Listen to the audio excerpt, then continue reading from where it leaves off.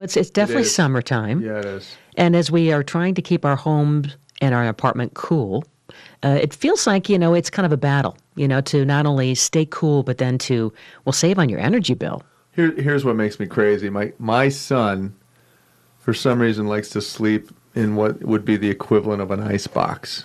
He turns down the air conditioner like at midnight when we're asleep down to the 60s? lowest possible setting it can go. Really? And I wake up and I'm literally like in hypothermia mode, right? Uh-huh. And you don't have to have your thermostat set at that temperature in order to keep the house cool. I love when you come into a hot room, people often think like if I just turn it down really low, it's going to cool faster. Mm-hmm. It's not going to cool any differently or any faster because Well, it's like people at the crosswalk. If they keep hitting the cross button, Exactly. it's going to go. It's going to say Exactly. go. Right, exactly. And so, if you keep it set and you start it early enough in the day, before the sun comes up and it gets too hot, Yes. then you're so ahead of the game because you're not trying to compensate for a really hot box of a house, because the long wave radiation from the sun gets into the windows of the house and just heats it up like a greenhouse, right? Well, so let's talk about some of these tips. And by the way, I think that you need, like a lot of employers have this, a lock box on your thermostat. Yeah, I think you need to exactly. have that because I he do. shouldn't be changing No, to man, the I'm telling you, 50s. it's That's like wrong. I feel like and your I have bill to- is going to be insane. It's going to be insane, and I'm probably going to get a cold, and I'm going to have some sort of a frostbite scenario. See, all right. Yeah. Well, let's make sure that we can all have a high efficiency home. So first of all, if you're shopping for a new air conditioner or a replacement, be sure to choose one that carries the Energy Star seal.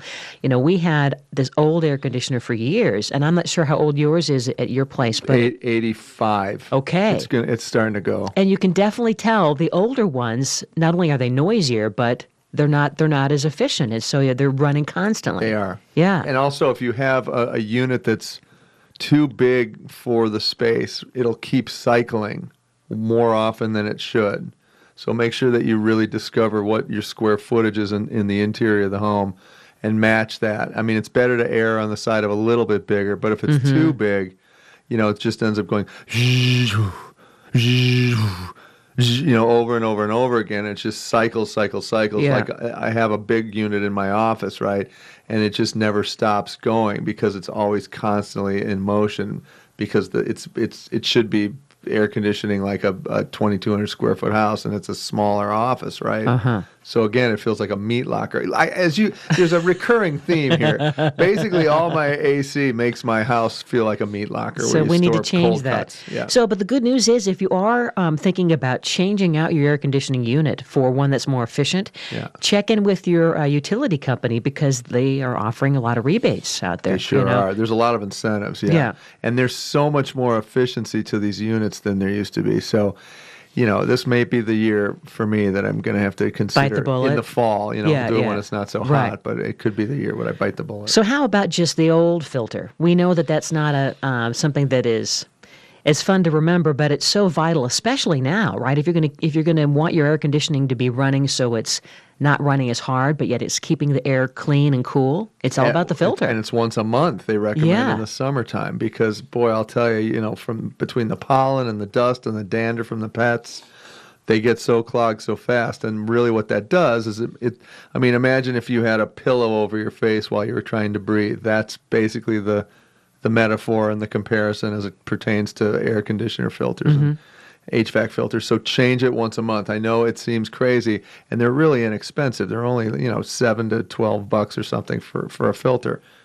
Pop Big. for it because it's going to make a huge difference in efficiency. And maybe get a more expensive one too, right? Well, if you want, you can go for the one that's washable, Yeah. and you can hose it off rather than just using the paper filters that you just throw away. But 6.5 dozen. Doesn't- yeah. It's kind of Get the replaceable yeah. ones. Okay. Yeah. What about, again, now back to your son who's changing the thermostat? Remember, too, did you know that every degree that you lower your thermostat to is going to up your bill and your energy usage by just 6%?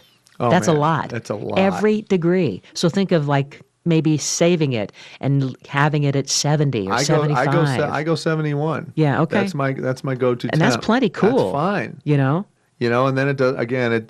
It just cycles enough to keep it exactly in the right place. But why it goes down to like 52 or something. Jeez. No. I got to warm up by getting out of the house in the morning. What about closing the doors? Remember, Mom would always say keep the doors closed, but it truly is the case. Like if you have a house or an apartment and you're only in one area, and I also do this too, where I close the vents. If you're in one area, just have the air going to where you are and close the rest. That's a great idea. of the house And when you close those vents in other rooms, oftentimes it'll provide more pressure from the HVAC unit to get more intense air coming into the room that you really need it in the most.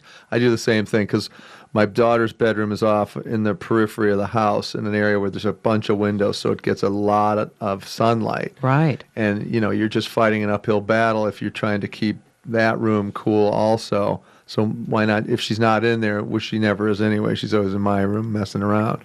So shut the door, and then you're going to kind of save that area. And like to your point, close those vents, let that pressure go back into the bedroom where it should be. And during the day, live like a vampire. Close curtains and blinds. That's right. Yeah. That's right. That sure does help, boy. Any type of shade, even trees, if you're, looking to do a little more landscaping, get things near your windows that provide shade, it's going to save you tons in energy costs. During the day, I'm always afraid to have the AC running and then also be doing laundry or dishes, and so it's a good thing to be afraid. Just kind of do those things in the morning, do your dishes and your laundry before it's time to have the air conditioning running. I mean, it's kind of like common sense, but I think we forget sometimes. And don't forget to give your oven a break and do more outdoor grilling, because that's going to make a big difference. Oh, yeah. When it's really think hot. about it. You're cooking, a roast of some sort, or you're constantly opening the oven to glaze something or put the juices back on the meat again, and that's just going to blast heat in the kitchen. And did you know that if you keep your lamps and your TV and your electronics away from the thermostat,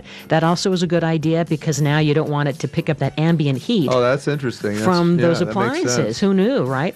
Anyway, these are just some quick tips to help you make sure you stay cool, and of course, make sure if you don't already have a ceiling fan. How do we rotate it?